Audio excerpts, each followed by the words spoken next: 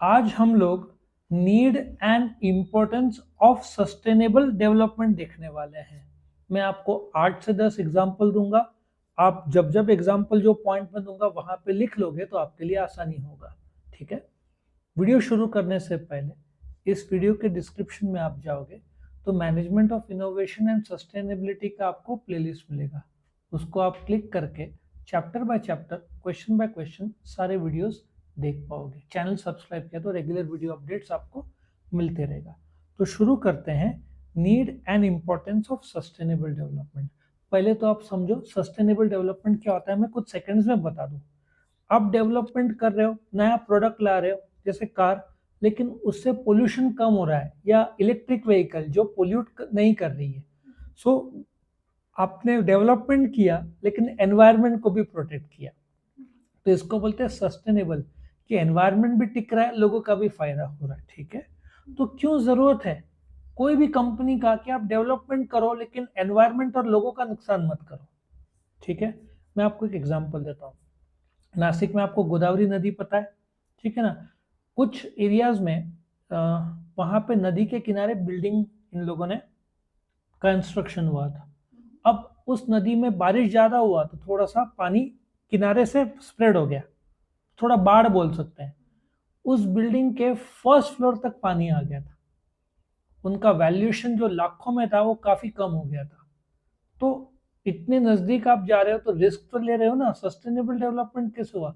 पूरा लोगों का लाइफस्टाइल में दिक्कत आ गया था उस समय। So over the past 2 decades, पिछले 20 साल में इकोनॉमिक ग्रोथ काफी हुआ है, लेकिन एनवायरनमेंट को बहुत नुकसान हुआ है।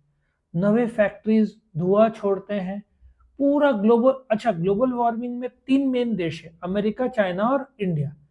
फैक्ट्रीज इतने ज्यादा हैं, धुआं इतना ज्यादा है, इतने अभी गवर्नमेंट जो प्रोडक्शन लिंक्ड इंसेंटिव्स दे रहा है। तो जैसे एप्पल 30,000 आईफोन दिन में बनाता है, गूगल पिक्सल का प्लान है, सैमसंग अल्ट्रा इंडिया में बनना शुरू होने का चांसेस दिखता है, लैपटॉप्स इंडिया में बनना शुरू होगा। तो ये सब के लिए अभी आप देखो, दिल्ली का एयर क्वालिटी इंडेक्स वर्ल्ड में सबसे खराब तो पाकिस्तान का था, ठीक है, लेकिन इंडिया भी टॉप 5 में आना चाहिए। मुंबई में आज तक एयर क्वालिटी इंडेक्स 300 कभी क्रॉस नहीं हुआ, ज्यादा रहा तो खराब होता है। 300 क्रॉस हुआ। अभी महाराष्ट्र गवर्नमेंट ने कंस्ट्रक्शन पे रोक लगाया हुआ है।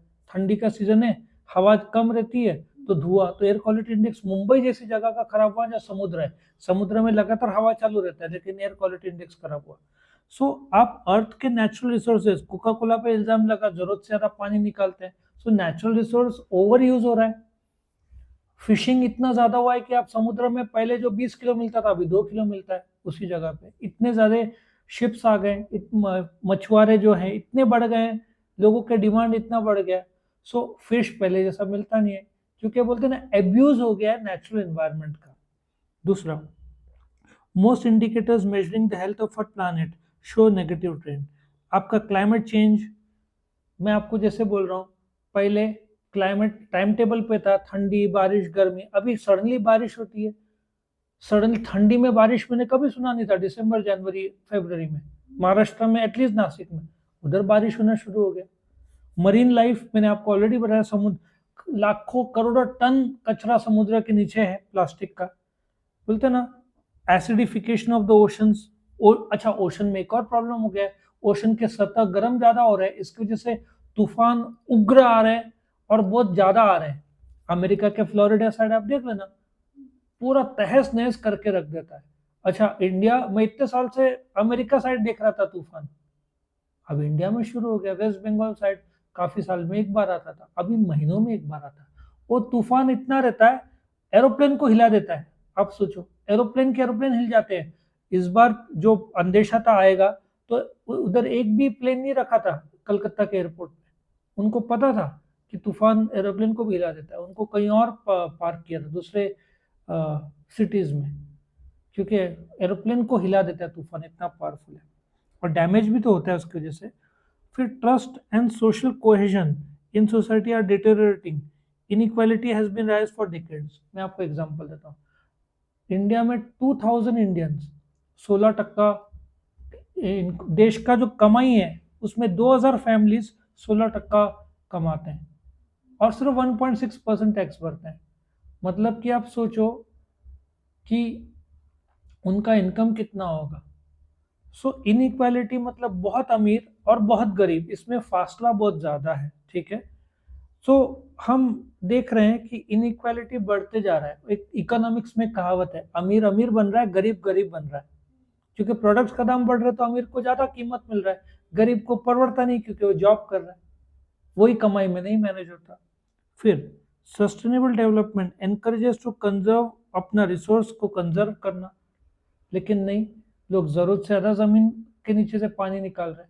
अब देखो, पहले जो पानी 10 मिनट में मोटर से निकालते थे, 10 मिनट लगता था, अभी 1 घंटा लगता है। पानी वाटर टेबल जमीन के नीचे बहुत कम हो गया, और बारिश से रिप्लेनिश नहीं हो पा रहा है। क्यों? आपके रोड्स बन गए सीमेंट के, बिटुमेन वो सब डाल देते हैं, तो पानी कैसे जाएगा? डांबर के रोड है, सीमेंट के रोड है, ठीक है।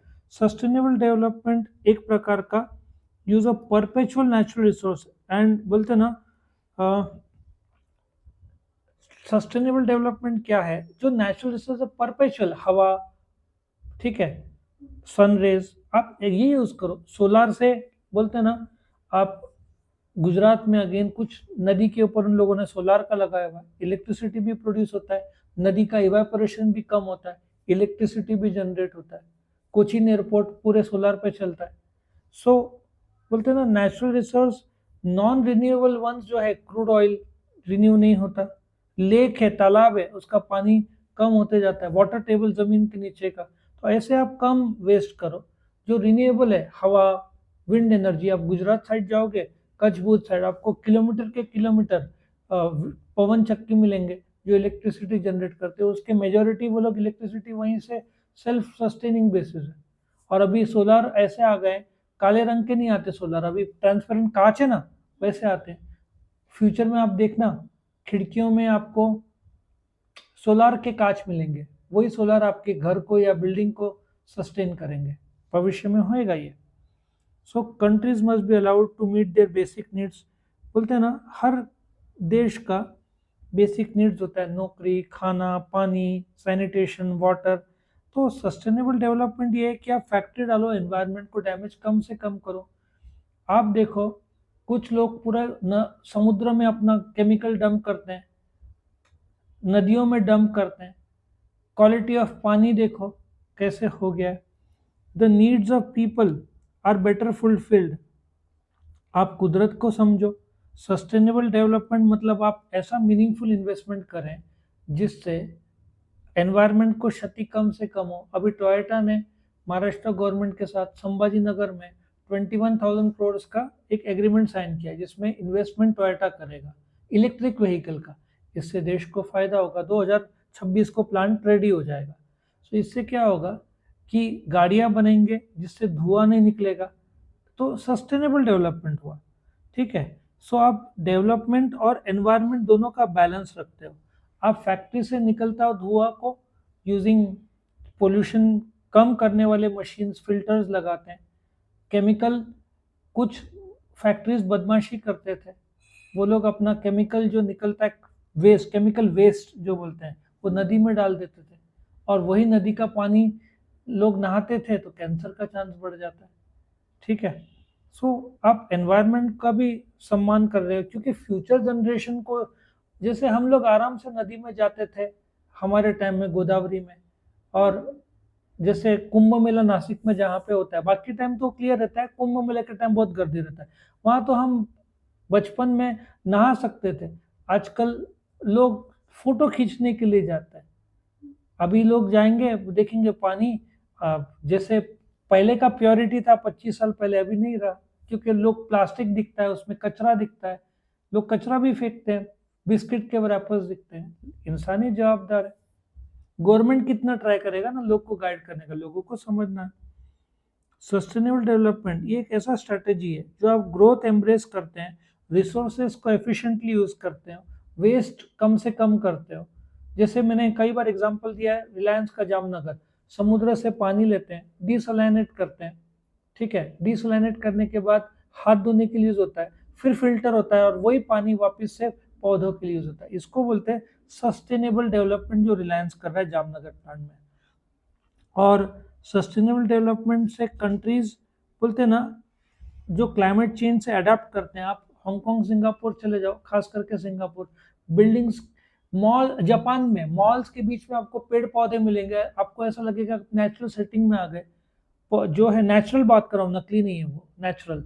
अब उसमें से ऑक्सीजन निकलेगा, so good for the environment. Singapore में बिल्डिंग के बाहर पेड़ है, बिल्डिंग के टेरेस में पेड़ मिलेगा, सो जो धुआं है, जो पोल्यूशन है वो कम होता है। तो देश आज नहीं तो कल इंडिया को भी वो सिस्टम अडॉप्ट करना पड़ेगा, बड़े बड़े टावर्स के आजू बाजू पौधे पेड़, ठीक है, ये बढ़ाना पड़ेगा, नहीं तो फिर ये pollution.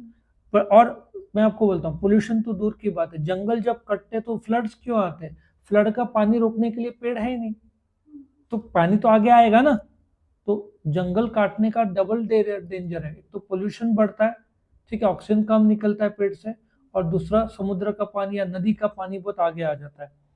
Sustainable development means future generations को फुलफिल नीड, उनका हक है अच्छे एनवायरनमेंट का। लेकिन यदि प्रेजेंट जनरेशन और जो अभी आने वाला जनरेशन दोनों ने कचरा सही जगह पर डाला, उसको रिसाइकल किया, उससे इलेक्ट्रिसिटी जनरेट हुआ, ठीक है।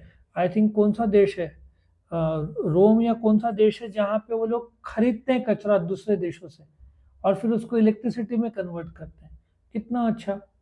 और अभी नया कंसेप्ट आ गया, इसने नाइकी ने, एडिडास, नाइकी ने आई थिंक, एडिडास समुद्र से जो कचरा निकलता है ना प्लास्टिक का, उससे शूज बना रहे हैं, कितना अच्छा सस्टेनेबल डेवलपमेंट। प्लास्टिक के बॉटल्स, और अभी प्रॉब्लम नया शुरू हो गया, लोगों के खून में प्लास्टिक के कण आने शुरू हो गए।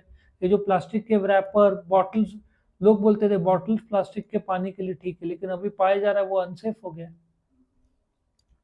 So since the industrial revolution, CO2 emission बढ़ गया है।